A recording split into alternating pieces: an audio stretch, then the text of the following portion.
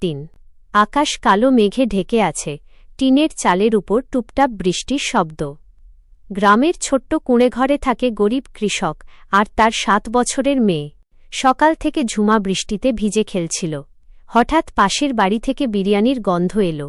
সে দৌড়ে বাবার কাছে গিয়ে জিজ্ঞেস করল, আব্বা, বিরিয়ানি এত মজা নাকি?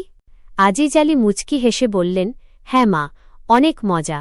ঝুমা কিছুক্ষণ চুপ করে থেকে তাদের একমাত্র মুরগিটার দিকে তাকাল। মুরগিটার নাম ছিল টুকটুকি। সে প্রতিদিন ওকে কোলে নিয়ে ঘুরে বেড়াত। তারপর ধীরে বলল, আব্বা, টুকটুকিকে বিক্রি করলে কি আমরা বিরিয়ানি খেতে পারব? কথাটা শুনে আজিজ আলীর বুক কেঁপে উঠল। গরিব মানুষ, ঘরে টাকা নেই। মেয়ের মুখের দিকে তাকিয়ে তিনি শেষমেশ বাজারে গেলেন।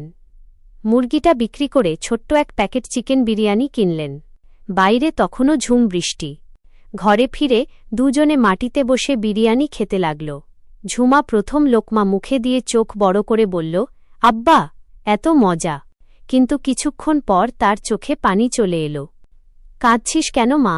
টুকটুকির কথা মনে পড়ছে। ঠিক তখন দরজার বাইরে কুটকুট শব্দ হল। দরজা খুলে দেখে ভিজে শরীরে টুকটুকি দাঁড়িয়ে আছে। বাজারে নেওয়ার সময় খাঁচা থেকে বেরিয়ে আবার নিজের বাড়িতে ফিরে এসেছে। ঝুমা দৌড়ে গিয়ে মুরগিটাকে জড়িয়ে ধরল।